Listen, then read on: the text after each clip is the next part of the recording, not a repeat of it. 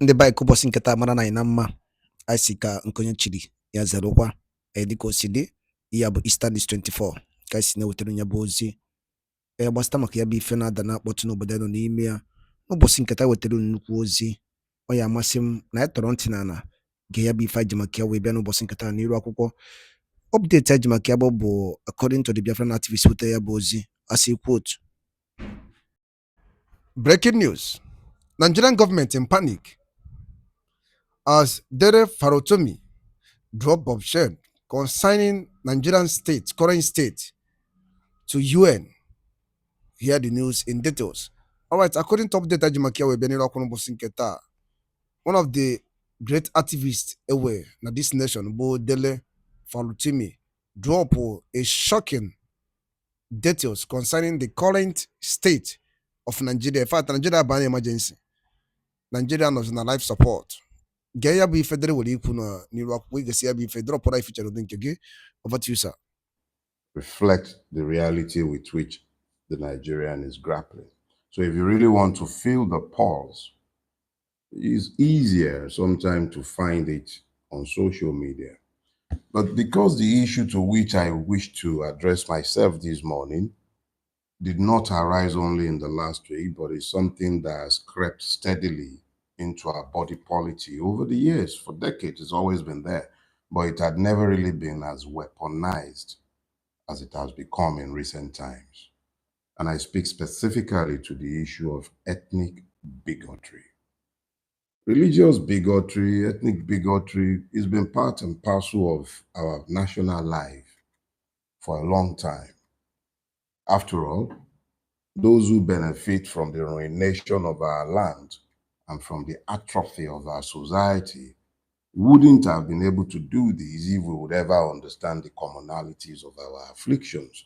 So both for those who colonized us and more or less treated us like animals, even those who enslaved us long before the British ever darkened these shores, and I speak to the Arabs, they never really saw us as humans. And we have also reinforced this by the way we have treated ourselves. We divide ourselves. Oh, the Yorubas are this. Oh, the Igbos are that. Oh, the Fulanis are this. The Jaws are that. And we go on and on, dividing ourselves into God knows how many useless units, because it becomes useless once it's broken. And because we're divided, we've become as prey, very easy to trample upon. Once you can legitimize the oppression of one person on account of their ethnicity or on account of their religion, what actually happens is that you legitimize the oppression of every other person because they kept quiet. If you spoke up when the evil was done to the Yoruba man, it is delegitimized when it is done to you. If you spoke up when it is done to the Igbo man, the evil is delegitimized when it is directed towards you. One of the reasons why you found me weeping when I came out of prison was because I found that when you guys actually decide to act as one, you are irresistible. There is no force in this country that can stop you when you act as one.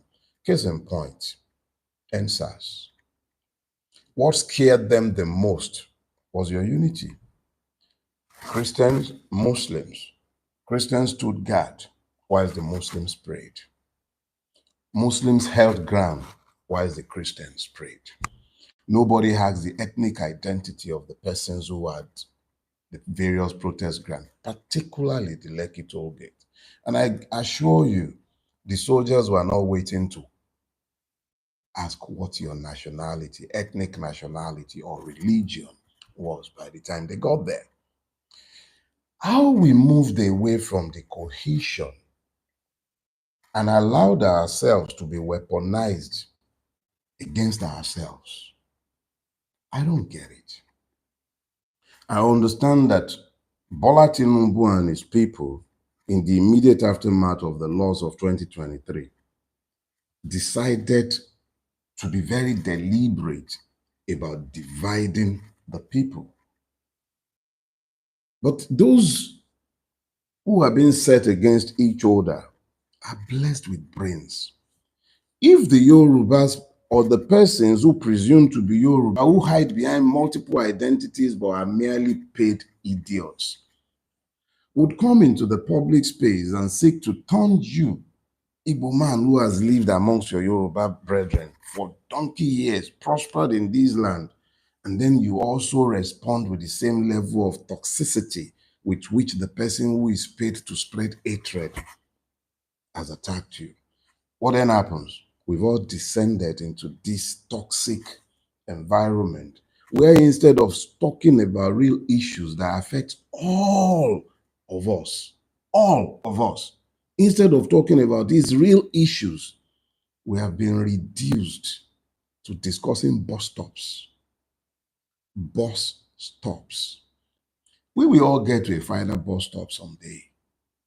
And I would really hate to think that when I get to that final bus stop, the most consequential argument in which I have been engaged is in the one talking about the merit of naming or not naming bus stops and streets. These are dog whistles. Dog whistles.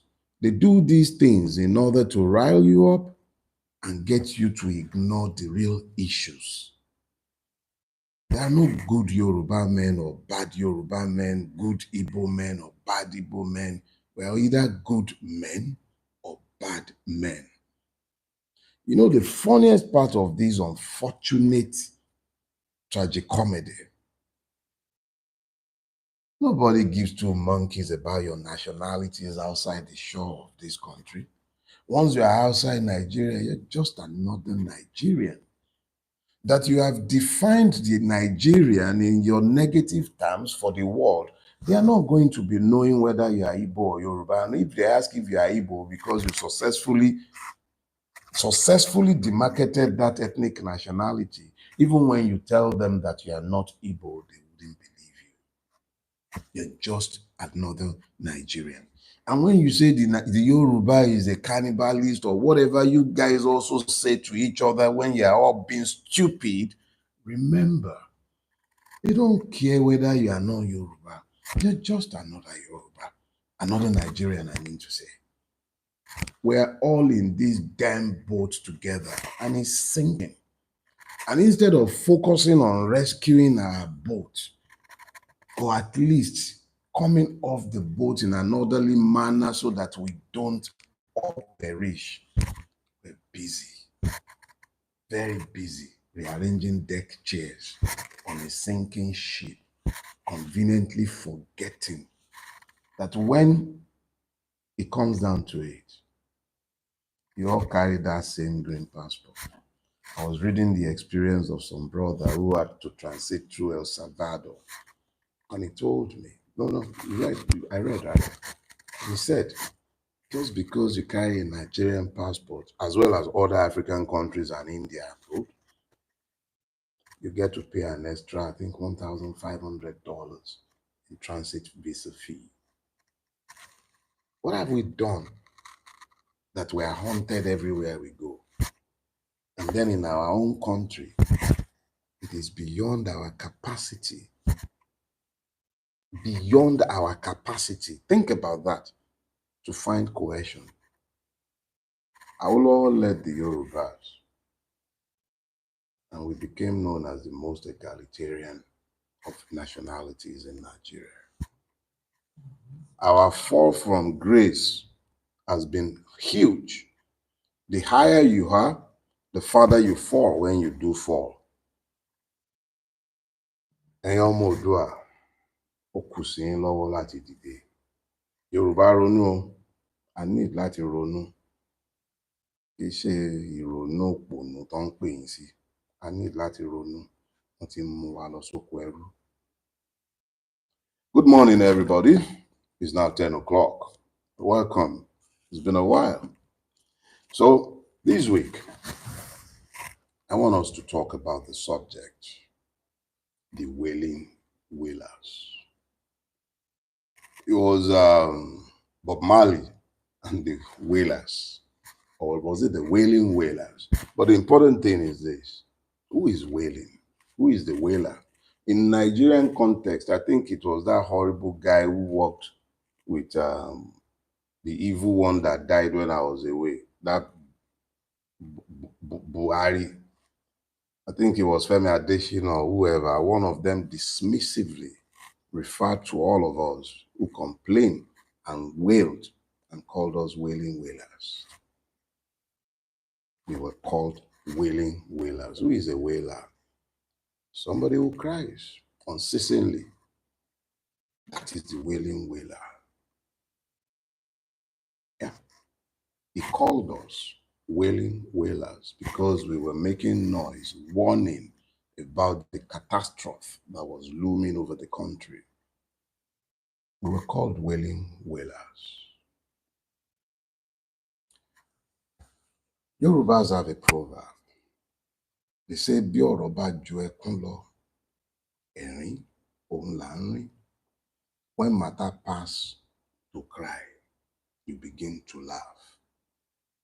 I'm sure those in the field of psychiatry would assure you that one of the first reactions to shocking events in some people is not actually to cry, it is to burst out in laughter. But these are not laughter born of mirth or merriment or joy. These are laughter born of shock, more or less a psychotic event. The person laughs almost in a catatonic state because they are surprised and shocked by the event that has happened to them. That is what the Yorubas refer to when they say that bọ́rọ̀ bá ju ẹkún lọ, ẹ̀rín là ń rín. When a matter moves beyond the realm of normalcy and it has taken almost superhuman strength to wrap one's brain around it, the reactions are usually a little out of left field. Yorubas even call it ẹ̀rín ìyàngí. He just keeps grinning in pain. Ẹ̀rín ìyàngí. Nigerians have been grinning in pain. They go around grinning in pain. I have wailed. And why do we wail? There are enough reasons to be worried, enough reasons to weep uncontrollably, endlessly about our country.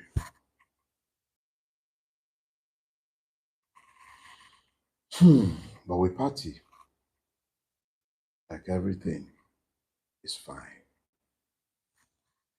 Why do we wail? Let's start with security. In this country, a country that has a standing army, a navy, police, the DSS, the DMI, multiple security agencies. There are Nigerians numbering in the millions in internally displaced persons camp. In Benue, in Nasarawa, in Plateau, in multiple places in the Middle Belt. There are Nigerians like me and you, victims of this system, who have no bed to call their own, whose children cannot point to any schools that they attend, not because they don't want to, but because this country, Nigeria, has failed them. But we party. Oh, we party. We party in our private spaces, in our public spaces. We party. And then those who cry out are labeled wailers, wailing wailers. But they will spend more time after referring to us as wailing wailers, and energy too, getting victims who will abuse the wailers emotionally, physically. They would even kill them, imprison them for no reason other than the fact that they wail. A society that should be overtaken with grief if they will confront the reality of their existence are busy labeling those who call attention to the putrefaction wailing wailers. And the amazing thing is that in every revolution I have ever studied in the world, it has always been members of the oppressive class that has had to crystallize the revolution that toppled that putrefied system. So when members of the same class or persons who have access within the same class or to the class comes out, because it takes such a person to have the access to speak. I'll give you a case in point. I sit down here and I warrant that if I were for sale, I'll fetch a pretty penny. But it is those who are the beneficiaries of the exertions of the likes of me who would abuse us the loudest. They would abuse us forgetting completely the fact that we commit our lives to wailing so that we may draw attention to their own pains. Pains that we could very easily avoid if we would simply embrace the evil that has overtaken all of us. Those who should be wailing ignore to wail. They're busy cackling over religion. They're cackling over ethnicity. But those who speak for them are the wailing wailers, to be derided, to be labeled, to be hated for no reason other than the fact that they wail.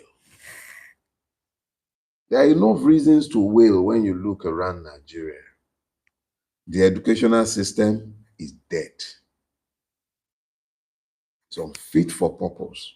Nobody who can truly afford it allows their children to go to school in Nigeria, not even me. And that is not an act of unpatriotism. If I had ever been in government and I had failed to do something about it, you can point your fingers in my direction at that point. But the reality is that the system has been destroyed. The teachers are even more illiterate than the illiterates they are graduating. And the quality of minds that are being graduated is reflected in the kind of society that we have built. You go to healthcare institutions abroad and you find Nigerian doctors, Nigerian nurses, Nigerian healthcare professionals who are no longer able to abide our system. You find them everywhere, all over the world. But our healthcare delivery system, dead. Drugs, fake. Everything, fake. I was trying to plug the lighting system this morning. And I found that each and every one of these adapters, fake. Oh yeah, you usually step right back and point at those you prefer to blame for your woes. There is an organization in Nigeria. It's known as the Standard Organization of Nigeria. Its job, which is why it's at every port of entry, is to ensure that only the best of material meeting a particular standard enters Nigeria. And his job is not done until it has certified such things fit or unfit for the Nigerian market. It exists at the port. But of course, like every Nigerian institution, it has been corrupted and is of no use or value. From NAFDAC to Standard Organization of Nigeria, every institution destroyed by greed, impunity. And when we draw attention to it, we are whalers. It is more convenient to blame those who import. And yes, we all know the tribe that imports, that nationality. Just blame them instead of focusing on the failure of the Standard Organization of Nigeria. Oh, yeah, let's blame them too for all the bad drugs in the market, since they are the ones who manufacture, they are also the ones who sell her. There is no NAFDAC. Oh, yes, in NAFDAC, only one nationality or religiosity is represented. What we should admit as clear evidence of national failure and putrefaction will reduce. And those who speak, they are the wailing wailers. There are enough reasons to wail in our country. I traveled around America on this my last trip. I went a distance of over 2,000 miles round trip from Vegas to Illinois. I didn't find me no potholes on the road. I saw many cows, but I found no headsmen. I saw policemen in their cars on the road, the highway patrol, the federal highway patrol, state highway patrol. I did not at any point find a checkpoint. Yeah, no checkpoint. But I come back into my country and these basics have been reduced to slogans. You find an idiot commissioning road. You find brainless governors commissioning bridges. The descent into madness has been so rapid as to be scary. But those who speak are labeled wailing wailers. When are you going to start wailing? When? Exactly when are you going to start wailing? Those who watch are singled out for oppression by government and derision by fellow victims. They're labeled wailers. If there will be more wailers, we will stop having solos, and then we would have a chorus. And then perhaps those who have been able to block their ears in order not to hear the cries will then hear us. If we would all wail. But now, instead of wailing as a collective, we are too busy speaking in discordant tones, majoring in the minuses. You should be wailing if you were thinking. The refusal to wail is an indictment on the self. It questions your ability to introspect, to actually look at the reality of your everyday existence. If you're in my own age bracket, for instance, I'm 57 now. My youth is gone. It is a painful thing for me to find that the best days of the country into which I was born are behind. It's scary. And it's actually made it that much more difficult to convince the children that there is hope in Nigeria. Or they point to the diaspora remittances as evidence of success. It's not. These are people who have had to flee the promised land. This is the promised land. They have had to flee in order to survive. But they still can't forget the land they left behind. And that is why they kept coming back, bringing their substance to help those that they have left behind, so that they will not be truly left behind. Exactly what it is about all. What is it that makes it so difficult for us to find the commonalities and then begin to wail as a collective? How?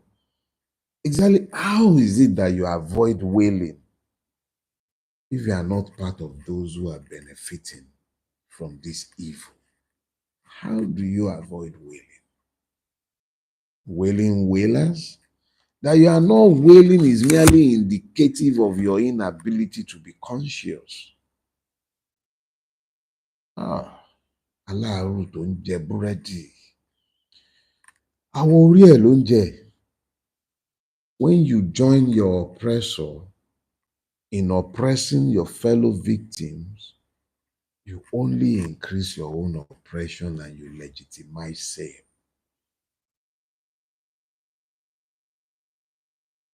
What is stopping you from wailing? What? What is it that is stopping you from speaking to your own pain if you wouldn't even speak to your friend's pain, if you wouldn't speak to your neighbor's pain? What is it that is stopping you? Exactly what stops you from wailing? You know what they say about the silence of the lamb? The silence of the lamb victimizes it. If it would wail, if it would even open his mouth to shout or to screech or to scream or even bark in the manner of the dog, perhaps they would have spared the lamb. When are you people going to wail? Exactly when? Even if you can't fight, the least you can do is to wail. What has silenced you? Is it religion? Or they told you should pray? Oh, yeah, you should also fast. But have you asked your pastors if fasting and praying is what has built the church? The Redeemed Camp didn't get built by fast and pray. Nah, nah, nah, nah. People worked. Men worked. Angels didn't come down to build the auditorium. The beautiful edifice that I'm told is being built in Canaan land today, the largest auditorium for worship, it's not being built by angels. Nobody has descended from heaven to come and do anything. All that has happened is that men have been mobilized, energized, and directed to purpose. What is the purpose to which you have been directed? They will tell you, go and be fasting and be praying. The people asking you to fast and pray are sat every day with your oppressors and your ruiners, and they have nothing to say to them beyond asking for their own cut of the pie. What has stopped you from wailing? Oh, the person being oppressed is from the other ethnic nationality, so it's okay. Let them do what they will with it. My dear brothers and sisters, whether the victim is Igbo, Yoruba, Hausa, or whatever, as long as they are Nigerian, the template for your own oppression and victimization has been prepared in your very before. And as you have applauded, you are legitimizing it by the time it will be done to you. That is just the reality. The reality. But you see, it is all well and good to wail, but we have to move beyond wailing. Let me rephrase that so that you may hear me. It is all well and good to wail, but at some point, you're going to have to move beyond wailing. In this regard, I must commend the effort of my brother, Randy Peter. Well done.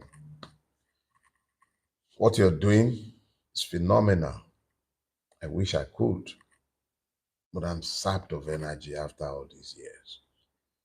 And I thank God for the likes of you who have continued to wail, even as they have continued to block their ears. The wailers must go beyond wailing. And going beyond wailing is the point where you say to yourself, this far and no further. I support what Randy is doing 110%, and I will be speaking with him and others to find out how we may be able to collaborate and help.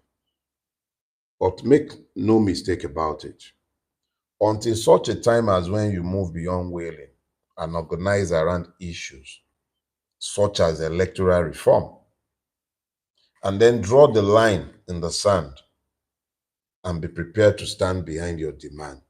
Until such a time, you are not even deserving of freedom. And make no mistake about it, ours is not a pro-democracy fight. It's a liberation struggle. Only citizens vote in elections. Whalers do not exist in democracies. Activists exist in democracies. That's why I always tell you guys, don't call me an activist. I am not an activist. Those who tag themselves activists are either profiting from this system or they misunderstand their purpose. You cannot be an activist when you are not a citizen. Citizens can agitate as activists in order to change their environment and their society. I'm not even a citizen in the place where you are demanding that I should be an activist. The reality is that everybody who rails against this system, truthfully, genuinely, and honestly, whether they realize it or not, they are freedom fighters. They are not activists. This system would kill, imprison, victimize anyone who demands that it changes. Do you understand that? And let me break this down as I close. Because I've seen a whole lot of people talking about I Tinubu this, Tinubu that, nonsense. This is not about Tinubu. It goes beyond Tinubu. It's about a system. That system has your hobas, has your emirs, has your obis, your falas. All the traditional system is encompassed within that system that you have to fight. That system includes your hobas, they are beneficiaries from all of this. They are not affected by the evil that they have enabled.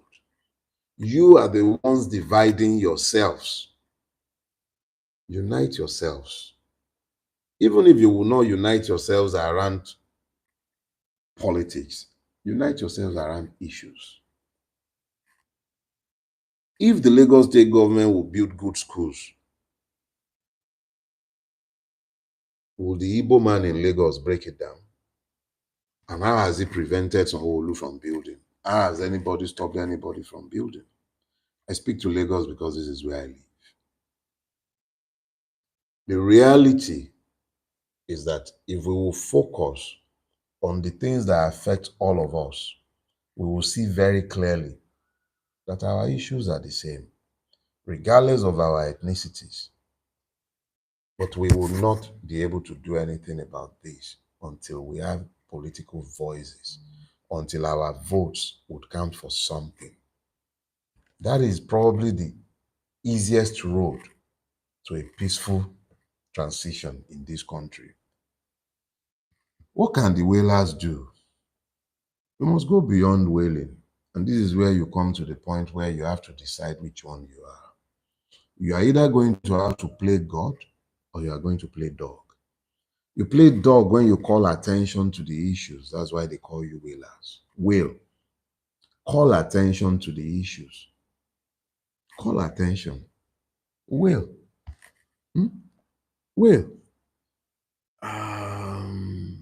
There is a nuisance that I have to get rid of that I see that he's been causing a whole lot of issues on the platform.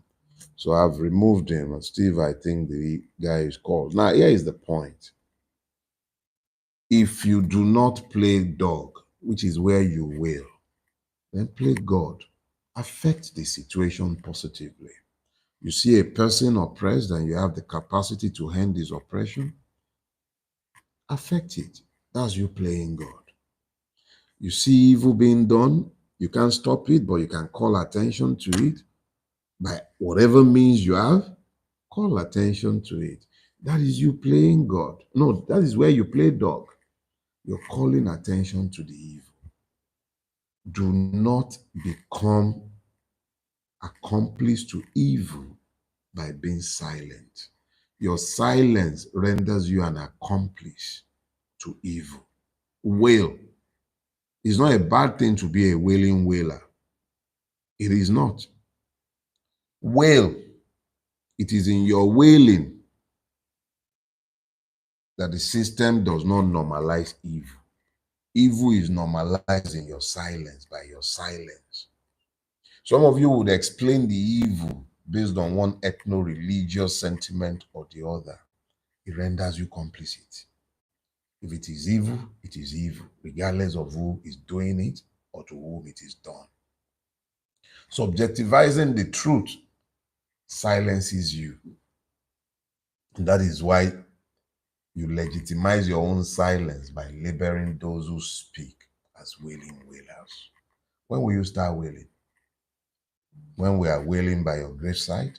Is that when you will wail? Or when you have been silenced and unable to speak, either by sleep or by death? When shall you wail? If you look around Nigeria today and you cannot find a reason to wail, it must be because you benefit from this system. It's good to be back.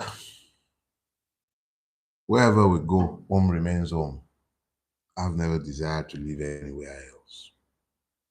But it is painful to be back in this blessed country and to find that the ability to rest, to relax, to enjoy the blessings that God has given us has been diminished by fellow human beings who leave the same country for the place that I'm coming from, see the good that is there and are not inspired to bring it back, but they keep dividing the people. Ebumana ege ntị edaluli ne nukunu siwe na n'onu ụbọchị nketa na Easter News 24 bụ ebe anyị si were wetara ya bụ nnukwu ozi gbasara maka ya bụ ife na-emenụ ka efi were ikwu gbasara maka ya bụ ife ndị anyị wetara n'ụbọchị nketa n'iru akwụkwọ ka emesịa